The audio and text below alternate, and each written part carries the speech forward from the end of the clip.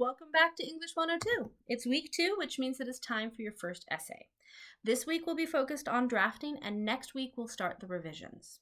Just as a reminder, a draft means a complete essay and not just an outline. I want to see a full introduction, body, and conclusion. It's not going to be perfect, and that's fine, but it does need to be complete. As you remember, the first step in the drafting process is to establish your rhetorical situation by asking, who is my audience? What is my purpose in writing? What is the genre that I'm writing? Which tone and language should I use? And what should the design be? Throughout most of this course, most of these elements will stay the same. However, for each of your 4 major essays, you will be writing in a different genre. That means you'll be writing a different type of argument.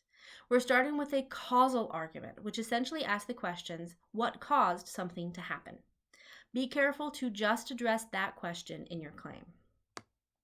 Causal arguments are all about logos, or logical appeals. You need to show your reader how we go from A to B to C in a logical manner.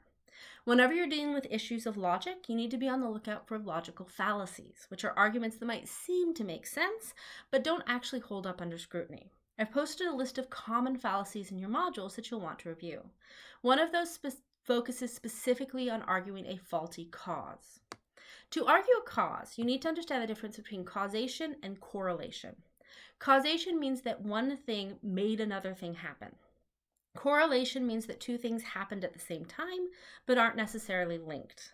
The most common error in cause arguments is mixing up these 2 ideas. For example, in the past 100 years, there has been a noticeable rise in global temperatures.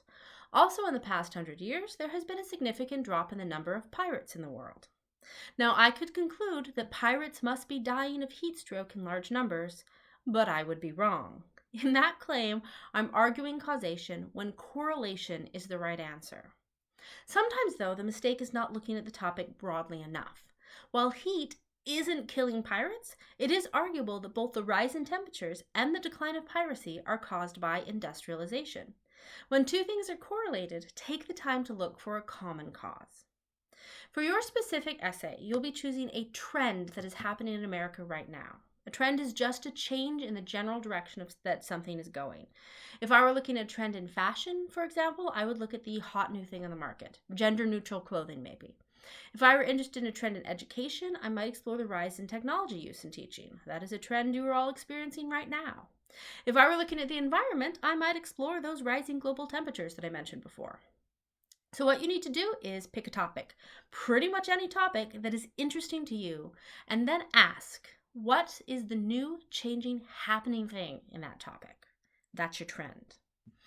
Once you've decided on a trend, you need to look for the cause. What caused this thing to happen? The answer to that question will be the claim that you're arguing in your essay. To support this claim, you need to use at least 2 sources, one of which needs to be scholarly. Remember, that means it's intended for an academic audience and must include citations. I've posted a video on identifying sources in your modules if you need more review on this.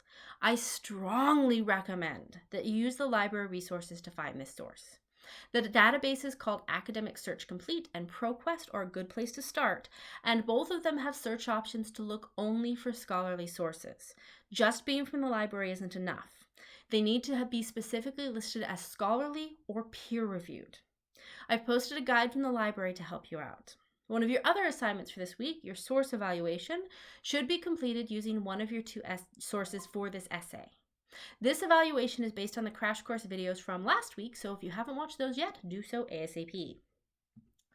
I introduced some basic elements of research and finding sources last week, and I want to elaborate on these topics this week because they're going to be a significant part of your writing this term. Whenever you're using sources, the first thing you need to do is to make sure that it's credible. Your own credibility is determined by the sources that you use. If you use bad information, it does not matter how good your argument is, no one will take you seriously. So here's a few things to check. Is there an author listed? If there's not an author, that is an immediate red flag because you have no way to check the author's credibility. Play it safe and just don't use these sources. And yes, that includes Wikipedia.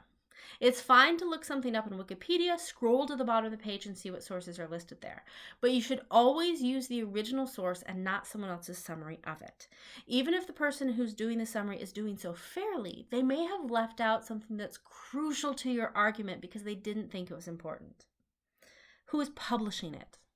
If a study that tells you sugar isn't bad for you was commissioned by the Hershey Company, they may have ulterior motives. Bias matters. Now, just because a publisher has a bias doesn't mean that all of their information is lies. It may be perfectly factual, but there's a good chance you're only getting one side of the story. In that case, you want to find another, less biased source to compare that information. If you're researching online, don't just check the URL. Just because it's a .edu or a .org doesn't mean that it's good information. You need to evaluate that information yourself. Check the information. This may seem obvious, but it's important.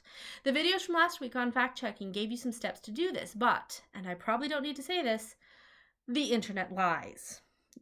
If they're not justifying the facts and telling you where they're from, don't trust them. And memes are never reliable sources of information. Once you've established whether or not the source is credible, you need to decide whether it's scholarly or general. A scholarly source means that it's specifically intended for an academic audience. General sources can still be credible and very useful, they just have a different scope. Scholarly sources can be identified by the following features. They will be written by authors with credentials in that field. They will be published by academic journals or university presses. They aren't meant for a broad audience. They will have an elevated tone and style. They won't sound conversational. They will do a deep dive into the subject rather than giving you a broad over it. And here's the dead giveaway. They will always, without exception, cite their sources, both in the body paragraphs and at the end in a list of works cited. If it doesn't have cited sources, then it is not scholarly, full stop. I've posted some help guides from the library in your module, so if you need more review, check those out. I've also posted a link to some citation guides. Remember, if you don't cite your sources, every single one of them, both in your body paragraphs and at the end, then that is plagiarism. And if you plagiarize, you will fail the essay. By the time you've reached English 102, you should know how to do this, so no excuses. Ask if there's something you can't remember or figure out. I've posted a TED Talk video which shows an example of a causal argument. As you watch, pay attention to how the argument is constructed by engaging the audience, establishing the speaker's credibility, setting up the topic, the trend that is being discussed, and laying out the specific causes with diverse types of support, and then letting us know why we should care about the topic. You also have a discussion board on 5 little pigs. Finally, you have your second writing exercise. This will focus on developing a counter-argument, which is required in your essay. A counter-argument is simply the opposing claim to your argument. If you're arguing possible cause A, then possible cause B would be your counter-argument. Including those opposing viewpoints can strengthen your credibility, and offering a rebuttal that explains why your claim is the stronger one can help provide more support to your ideas. As always, if you have any questions or problems, just let me know. You'll save yourself a lot of grief if you ask your questions early rather than taking on the essay and having to redo it later because you got it wrong. So, go forth and write.